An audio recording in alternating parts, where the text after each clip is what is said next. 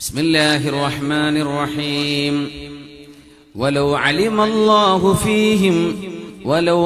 الله فيهم خيرا لأسمعهم ولو أسمعهم لتولوا وهم معرضون അല്ലാഹു അവരിൽ നന്മ അറിഞ്ഞിരുന്നുവെങ്കിൽ, അവരിൽ നന്മയുണ്ടെന്ന് അല്ലാഹു അറിഞ്ഞിരുന്നുവെങ്കിൽ അവർക്ക് സന്മാർഗം അറിയാനും കേൾക്കാനുമുള്ള അവസരം അല്ലാഹു നൽകുമായിരുന്നു. നമ്മളിൽ ഖൈർ ഉദ്ദേശിച്ചത് കൊണ്ടായിരിക്കണം അങ്ങനെ ആവട്ടെ നമ്മൾ ഈ സദസ്സിലേക്ക് ആണുങ്ങളും പെണ്ണുങ്ങളൊക്കെ ഇങ്ങോട്ട് എത്തിയത്. എങ്ങനെയെല്ലാം സമയം കൊല്ലാൻ എന്ന് അവസരങ്ങളുണ്ട്. അങ്ങോട്ടൊന്നും പോവാതെ നമ്മൾ ഇൽമിന്റെ മജ്ലിസിലേക്ക് എത്തിയില്ലേ? വലൗ അലിമല്ലാഹു ഫീഹിം ഖൈറൻ ലഅസ്മഅഹും.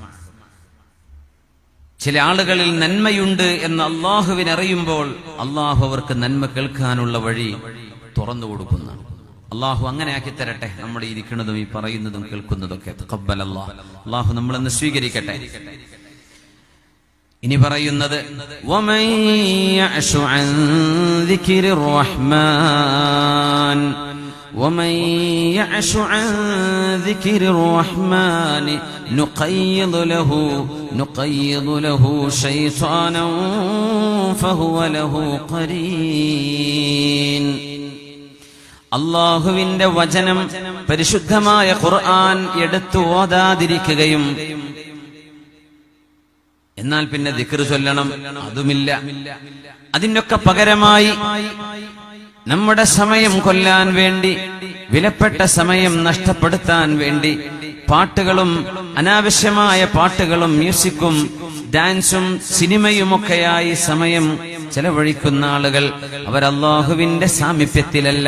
ആ നേരമത്രയും നമ്മളൊരു തിന്മ കേട്ടുകൊണ്ടിരിക്കുകയോ കണ്ടുകൊണ്ടിരിക്കുകയോ ചെയ്യുമ്പോൾ അല്ലാഹുവിന്റെ മലക്കുകൾ നമ്മിൽ നിന്ന് അകലുമത്രേ. പിന്നെ കൂടിയിരിക്കുന്ന പിശാചുക്കളാണ്. പിശാചുക്കളെ കാണാൻ കഴിയുന്ന ആളുകളുണ്ട്. മനുഷ്യന്മാർക്ക്, ചില ആളുകൾക്ക് പിശാചുക്കളെ കാണാൻ, നമ്മുടെ അടുത്തുള്ള ആൾക്ക് കാണാൻ പറ്റിയിരിക്കും, നമുക്ക് കാണാൻ പറ്റിയില്ല എന്ന് വരും. അവരുടെ സാമീപ്യം കൊണ്ടുണ്ടാകുന്ന ഒരു ദുർഗന്ധമുണ്ട്. അതനുഭവിക്കാൻ കഴിയുന്ന ആളുകൾ ഇന്ന് ലോകത്ത് ഒരുപാടുണ്ട്. ഒരുപാടെന്ന് ഞാൻ പറയുന്നില്ല, നമ്മൾ അറിഞ്ഞെടുത്തോളം പലയിടങ്ങളിലുമുണ്ട്. നമുക്കറിയാൻ പറ്റില്ല. നമ്മുടെ കൂടെ ആ ഒരു ദുർഗന്ധമുണ്ടോ നമുക്കറിയാൻ പറ്റില്ല.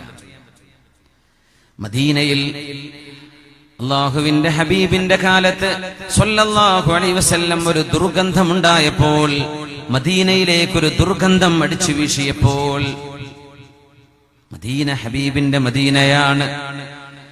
അവിടെ ഹിദായത്തിന്റെ ഇടമാണ്. ജിബ്രീൽ അലൈഹിസ്സലാത്തു വസ്സലാം 600 ചിറകുകളാൽ അല്ലാഹു സൃഷ്ടിച്ച മഹാനായ മലക്കുകളുടെ നേതാവ് ജിബ്രീൽ അലൈഹിസ്സലാം റൂഹുൽ ഖുദ്സ് വന്ന് ഇറങ്ങുന്ന പരിശുദ്ധമായ മണ്ണാണത്. ആ നാട് അൽ മദീനതു തൻഫി ഖബതഹാ കമാ തൻഫിൽ കീറു ഖബതൽ ഹദീദ്. ഒരു ഇരുമ്പ്, ആ ഇരുമ്പിന്റെ തുരുമ്പുകളെല്ലാം ഉലയിൽ വെച്ച് ഇരുമ്പ് നന്നാക്കുന്ന ബ്ലാക്ക് സ്മിത്തിന്റെ ഉലയിൽ വെച്ചിട്ട് ആ ഇരുമ്പ് കാച്ചിയെടുത്താൽ അതിന്റെ തുരുമ്പുകൾ നീങ്ങിപ്പോകുന്ന പോലെ മദീനയുടെ എല്ലാ മോശത്തരങ്ങളും മദീന തന്നെ കളഞ്ഞുകളയും, ഇല്ലാതെയാക്കുമെന്ന് ഹബീബുനാ റസൂലുള്ളാഹ്. തിന്മയാൽ ജീവിക്കുന്ന ആളുകൾക്ക് മദീനയിൽ ജീവിക്കാൻ കഴിയില്ലത്രേ. അവർ മദീന വിട്ടു പോയി പോകും. അത് മദീനയുടെ പ്രത്യേകതയാണ്. അവിടെയാണ് ഒരു ദുർഗന്ധമുണ്ടായത്. സ്വഹാബികളൊക്കെയും മുഖത്തോട് മുഖം എവിടുന്നാണിത്? കടുത്ത ദുർഗന്ധം, എന്തെന്നില്ലാത്ത ദുർഗന്ധം. നബി തങ്ങളോട് ചെന്ന് പറഞ്ഞു, നബിയേ, അങ്ങ് അറിയുന്നുണ്ടോ ഒരു ദുർഗന്ധം? തങ്ങൾ പറഞ്ഞു, ഞാൻ അറിയുന്നുണ്ട്. നിങ്ങൾക്കറിയുമോ അതെന്താണെന്ന്? ഇല്ല നബിയേ, അറിയില്ല. ജൂതന്മാരിൽപ്പെട്ട ഒരു കുടുംബം ഇതാ മദീനയുടെ തൊട്ടപ്പുറത്തുണ്ട്. അവർ കൂടിയിരുന്ന് സത്യവിശ്വാസികളായ സജ്ജനങ്ങളെ കുറിച്ച് അവർ ഗീബത്തും നമീമത്തും പറഞ്ഞതിന്റെ മണമാണ്, ദുർഗന്ധമാണ് ഇങ്ങ് മദീനയിലേക്ക് അടിച്ചു വന്നത് എന്ന് ഹബീബുനാ റസൂലുള്ളാഹ് സ്വല്ലല്ലാഹു അലൈഹി വസല്ലം. ആ ഹദീസിനെ അലിമീങ്ങൾ വ്യാഖ്യാനിച്ചപ്പോ, എന്തേ പിന്നെ നമ്മുടെ നാട് ആകെ ദുർഗന്ധം മണക്കണ്ടേ? എല്ലായിടത്തും ഗീബത്ത്. ഓരോരുത്തന്റെ ഫേസ്ബുക്കിലാണ്, വാട്സപ്പും അവനവന്റെ ഓരോരുത്തരുടെ മൊബൈൽ ഫോണുകളിൽ. എന്ത് ദുർഗന്ധം ഉണ്ടാവും അതിനൊക്കെ. നമ്മൾ ഉപയോഗിക്കുന്ന ഗാഡ്ജറ്റുകളൊക്കെ എന്ത് നാറ്റം വേണം ആ കണക്കിന്. എന്തേ നമുക്ക് ദുർഗന്ധമുണ്ടാവാത്തത്? എന്തേ നമുക്ക് ദുർഗന്ധമുണ്ടാവാത്തത്? അന്ന് ഒരു ഗീബത്ത് നടന്നപ്പോൾ, ഒരു ഗീബത്തുണ്ടായപ്പോൾ ആ ഒരു ഗീബത്ത് കാരണം മദീനയിൽ ദുർഗന്ധം വന്നു. കാരണം മദീന അന്ന് സംശുദ്ധമാണ്. മദീന സംശുദ്ധമാണ്. ശുദ്ധമായ ഒരിടത്തെ മോശമായ കാറ്റ് വന്നാൽ പെട്ടെന്ന് അറിയാൻ പറ്റും. ചുറ്റുഭാഗത്തും വേസ്റ്റ് കൊണ്ടിടുന്ന സ്ഥലമാണ്. അവിടെ പോയി താമസിച്ചവന് ദുർഗന്ധം എന്താണെന്നറിയോ? ഇല്ല.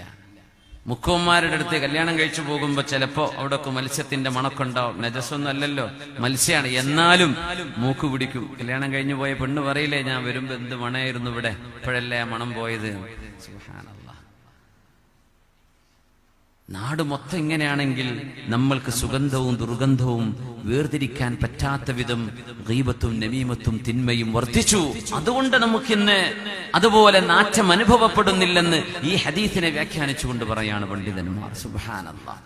ഇല്ലെങ്കിൽ നമുക്ക് ദുനിയാവിൽ ജീവിക്കാൻ പറ്റുമോ? ഫ്രഷ് എയർ എവിടെ നിന്ന് കിട്ടാനാ? അതറിയുന്ന ആളുകൾക്ക് അതറിയാൻ പറ്റും. അതുകൊണ്ട് ഖുർആൻ പറയുന്നു, വമൻ യഅശു അൻ ദിക്രിർ റഹ്മാൻ നുഖയ്യിദ് ലഹു ശൈത്വാനാ ഫഹുവ ലഹു ഖരീൻ. കാരുണ്യവാനായ അല്ലാഹുവിന്റെ സ്മരണയിൽ നിന്ന്, അല്ലാഹുവിനെ ഓർക്കാതെ ആരാണോ ജീവിക്കുന്നത്, അവരുടെ ഹെഡ്ഫോണുകളിൽ റാപ്പ്, റോക്ക് മ്യൂസിക്കുകൾ, western music, Indian, Hollywood, Bollywood, Kollywood, എന്തൊക്കെ വുഡുകളാണ്. സുബ്ഹാനല്ലാഹ്.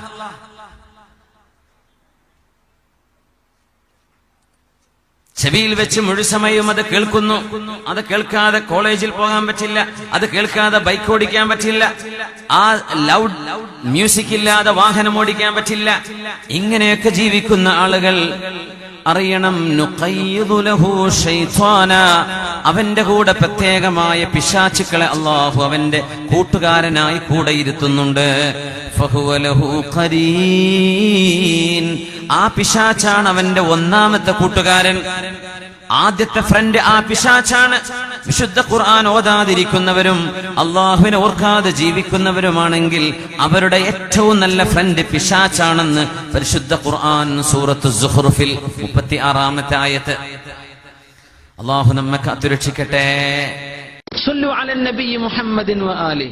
اللهم صل على سيدنا محمد وعلى آل سيدنا محمد وبارك وسلم عليه. اللهم صل على سيدنا محمد وعلى آل سيدنا محمد وبارك وسلم عليه. ഒരുപാട് സ്വലാത്ത് നമ്മുടെ ഹബീബിന്റെ ഹളറത്തിലേക്ക് എത്തും. അള്ളാഹു എത്തിച്ചു കൊടുക്കട്ടെ. അവിടുത്തെ അള്ളാഹു സന്തോഷിപ്പിക്കട്ടെ.